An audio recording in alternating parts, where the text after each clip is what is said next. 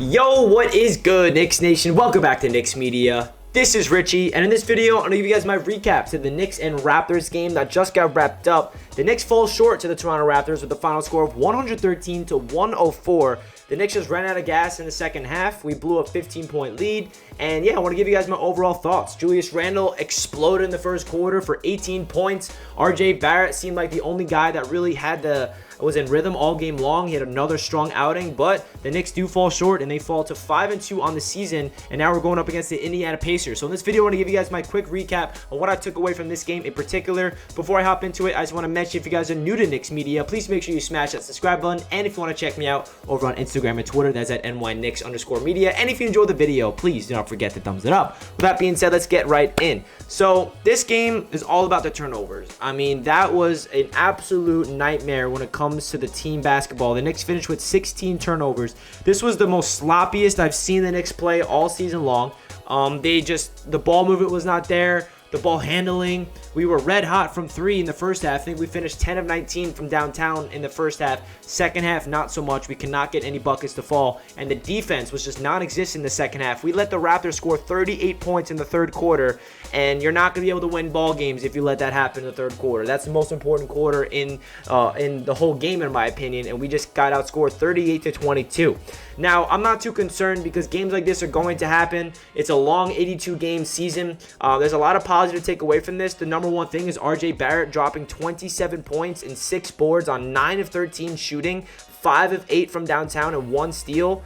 Like, Barrett is really assembling himself in year number 3 to be a guy that Knicks should rely on. And in the fourth quarter, I was like, yo, give the ball to RJ again. Did you not see what happened against the Pelicans when you allowed Barrett to take over into the clutch? He absolutely took over that game and won the game against the Pelicans single-handedly. It seemed like they did not allow Barrett to do that late in the fourth quarter. I'm not saying that's why we lost, but I really wish they started to rely on RJ a little more. Maybe Thibodeau might do that because it seemed like RJ was the only one to do anything outside of Julius Randle going off in the first quarter for 18 points, which is ridiculous. It was 3 for 4 from downtown. Randle deserves credit in the first quarter, but after that, he got locked up and was turning the ball over and did not really do that much outside of the first quarter. And it was really disappointing. Going into this game, I had a feeling it was going to be tough. The Toronto Raptors, they're a pesky young team. Even though Scotty Barnes, their rookie sensation, was out tonight, they're on a 3-game win streak, and they're a really good upcoming team in the Toronto Raptors. And going into this game, I did not think it was going to be an easy win by any means. I knew we were going to have to fight hard for it. When we were up 15 points, I was watching the game with my friends and my dad. I'm like, okay,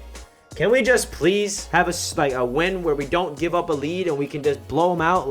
I'm so sick of blowing the leads and then making it close in the fourth quarter, but we blew the lead and ended up losing the game, which is really unfortunate. So the Knicks have to learn how to protect their leads in the game, because it seems like every single game so far this season, outside of that game in Orlando, we've been blowing leads every single game, and that's something that needs to be cleaned up, whether that's the sloppiness, whether that's getting back on defense. There's a lot of things that needs to be worked on. Even though that we're 5-2, we're at the top of the Eastern Conference, there's a lot of things that needs to be worked on, and it all starts with the defense. I feel like the defense has been a big letdown so far this season. We're not defending the three-point line anything close to where we were last year, especially tonight. I mean, it seemed like we were a little lazy. It seemed like we did not have a sense of urgency. And hey, guys, that happens in a long 82-game season. There's going to be times where the Knicks just don't have it. They ran out of gas in the fourth quarter. They had a lot of good looks from downtown, and it seemed like they just cannot get anything going. So let's get into the individual performances. Starting off with RJ, I just went over his stats earlier. 27 points, 6 boards, 9 of 13 from the field, 5 of 8 from downtown, 1 steal.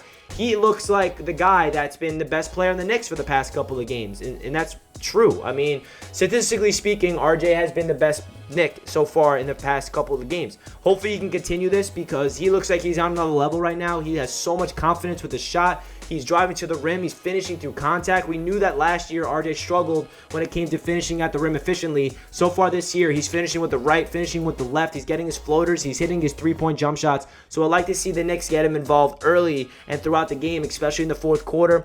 Julius Randle, he finished with 22 points, 9 boards, 5 dimes, 1 block, 7 of 14 from the field, 4 of 7 from downtown, and 3 turnovers. Randle exploded for 18 points in the first quarter, and then he only scored 3 points after that. That can't happen, Randle. I mean, you know, you have really good stats. I mean, you can't complain. 22, 9, and 5 is a good stat line, but we needed him to step up in the fourth quarter because we really ran out of gas, and it felt like we did not have any continuity, no ball movement, and it was really stagnant. Kemba Walker, he had 15, 3 and 3, 5 of 10 from the field, 3 of 6 from downtown. He continues his efficiency. Kemba Walker did his thing. Evan Fournier, you know, he did not shoot the ball efficiently at all. 12 points, 5 of 13 from the field. Mitchell Robinson had a bunch of missed dunks, but he did have 12 boards, 6 points, and 3 dimes. The bench, I think, is what let down the Knicks tonight. The bench unit was absolutely atrocious. Starting with Emmanuel Quickley, he had 7 points, 5 assists, 2 boards, 1 of 7 from downtown, 1 of 6 from the three-point line.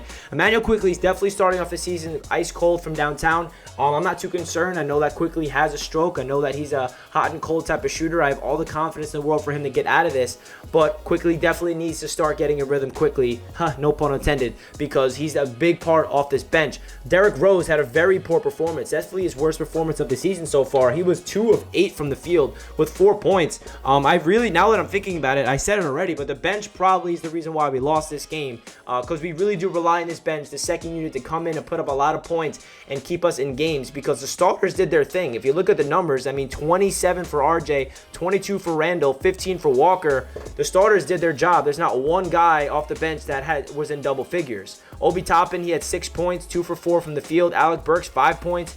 Taj Gibson, unfortunately, went down in this game with a sprained ankle, and then Jericho Sims had to come in and sub in for him, which is a little disappointing. Hopefully, Taj Gibson will be okay, because he's a big reason why this Knicks bench unit has been so good. But the good news is Nerlens Noel is nearing a return. He should be back this week. If not against the Pacers on Wednesday, he should be back Friday against the Bucks. So hopefully he can get back, especially with Taj Gibson going down. So overall, guys, my overall take on this game is we just fell short. The bench unit disappointed. RJ Barrett felt like the only guy that had a sense of urgency and had was any type of rhythm tonight. And like I said over and over again in this video, guys, just like the loss that we had against the Magic, there's going to be some games. And the Raptors are a way better team than the Magic, so you can't really compare the two. But the three-point line, we fell short tonight. And that's the one criticism I have so far on this Knicks team this season.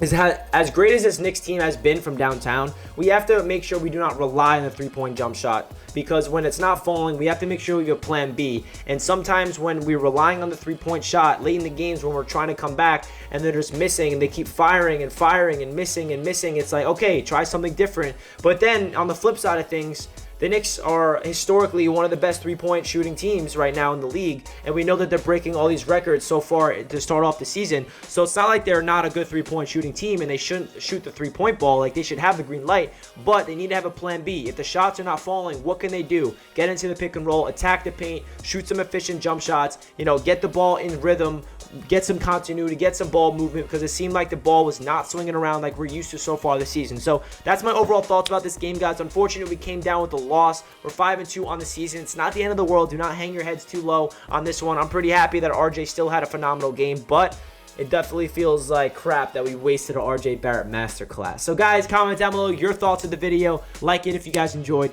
and I'll catch you guys in my next one. Let's go Knicks. Peace.